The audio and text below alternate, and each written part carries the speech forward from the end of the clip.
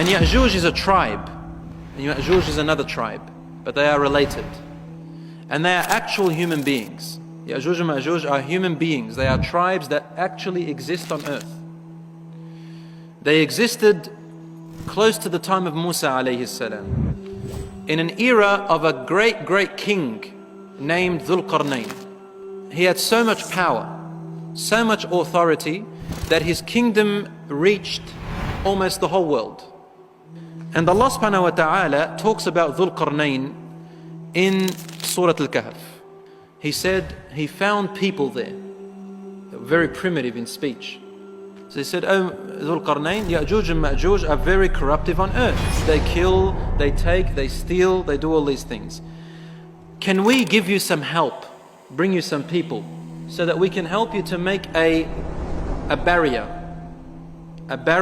between us and them, so that they can't come to us and they can be cut off from the world?" Then Dhul Qarnayn replies, he said, "Allah has already given me enough power. I don't need your help. Thank you for offering. But what I want you to help me with is just a little bit of starting off the foundations of the wall. I'll make between you and them a wall." So the whole idea here, Allah is telling us that He built a wall or a barrier or a dam, something that was so strong, so impermeable, that nothing can reach and nothing can come, nothing can break it down anymore. No climate, no people, no weaponry, nothing. And when Dhul Qarnayn looked at the people, they looked at this wall and they said, "Wow, this is a very strong wall." And Dhul Qarnayn wanted to teach them a lesson. Finally he said, قَالَ هَذَا رَحْمَةٌ مِّن رَبِّي. This is a mercy from your Lord for now. But when the promise of my Lord has arrived, Allah has decreed something that's going to happen. Allah will make this wall destroyed. He will destroy it. Dakka, meaning it will be level with the ground.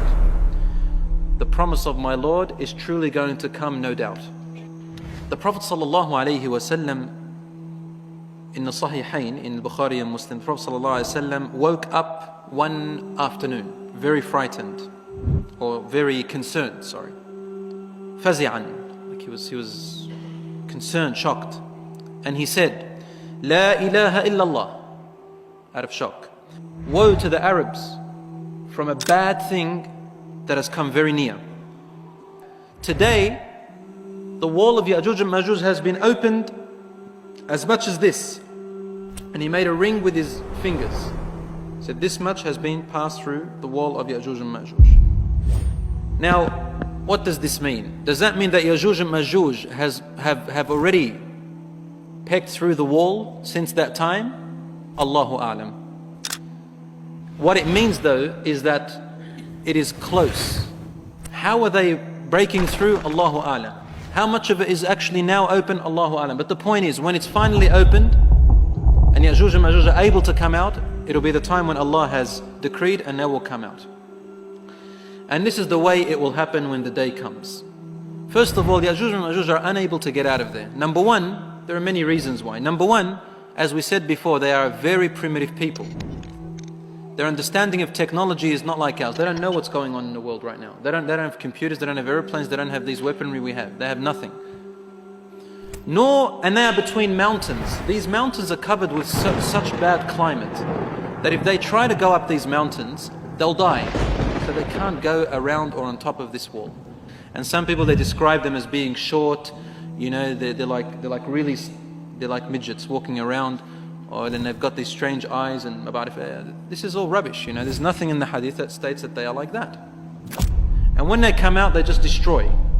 They destroy, rob, rape, kill, murder, all of these things.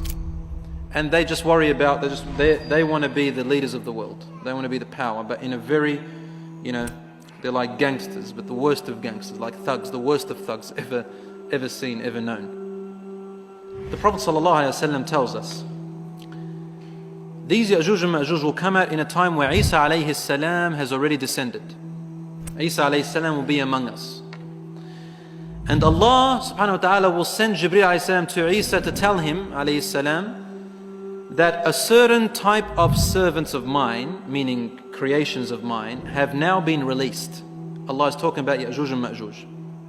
So take my servants, meaning take the Muslims, O Isa alayhi salam, take them to the mountains and hide. You will not be able to beat them. There are too many.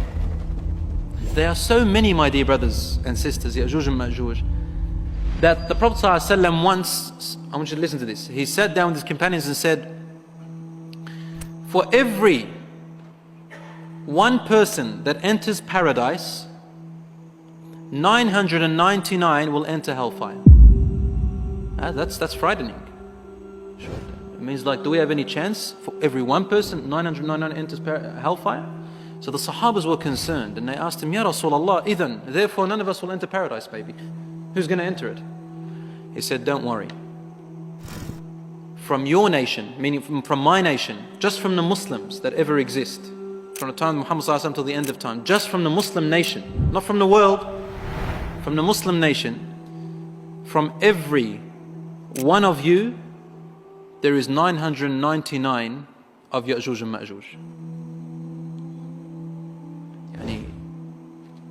They are 999 folds more than the nation of Muhammad ﷺ that exists. So if we are, now let's say 1 billion or just over 1 billion, how many would that make yajuj and majuj currently in population?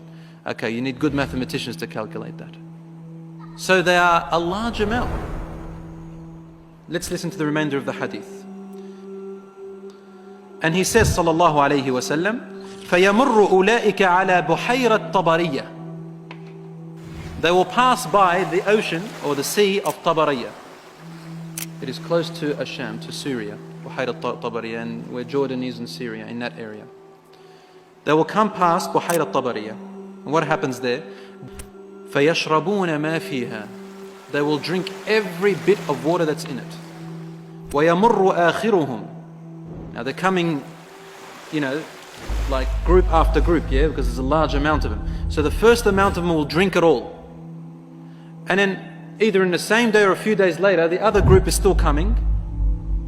And they'll come to the same buhayra, this little sea, and they won't find any water in it.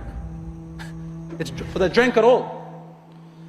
They will say, we think that there was once upon a time water here. Okay, this indicates that they are phenomenally large population.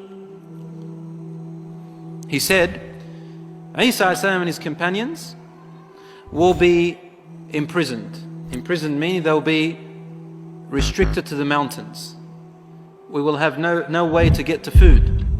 فَيَرْغَبُ إِلَى اللَّهِ عِيسَى وَأَصْحَابَهُ. Then Isa and his companions will start supplicating to Allah. They'll make dua to Allah because they'll be in such a hard time. Allah subhanahu wa ta'ala will respond to the dua of Isa and his companions, and he will send a disease, a worm. Naghaf is a worm, type of worm or a type of parasite that will come out of the necks of the Yajuj and Majuj as a disease. It'll be in their necks. That's where the disease will be situated. And then they will all look like as if they have been killed all at once. Like you're in a battle and they'll be killed all at once. They'll all die wherever they are on earth. Then Isa alayhi salam and his companions will be told to come down. How will they be told? Isa alayhi salam will send a man. He'll say, who of you will volunteer to go down and check if Yajuj and Majuj are dead or still alive? But if you go down, it means you're sacrificing yourself. If they're alive, they're going to kill you. So one man will go down and find that they're all dead, and he will tell Isa alayhi salam, and then Isa alayhi salam, this will be a cause for him and his companions to descend from the mountains and come back on earth to eat and drink and live. Then Isa alayhi salam and his companions will ask Allah again to remove these people from there. So then Allah sends طَيْرًا كَأَعْنَاقِ الْبُخْتِ. He will send birds that have necks like the necks of vultures. فَتَحْمِلُهُمْ. It will carry their bodies. And this indicates to us that either their bodies are small in build, or that they would have decayed, decomposed to the point where they become light. And they throw their bodies places where Allah subhanahu wa ta'ala wills for them. Then Allah subhanahu wa ta'ala sends rain and He fertilizes the land and their stench is gone. This is Yajuj and Majuj. What's the wisdom behind it? Allah subhanahu wa ta'ala knows best, but they are one of the major signs that the end of the world has come very, very near.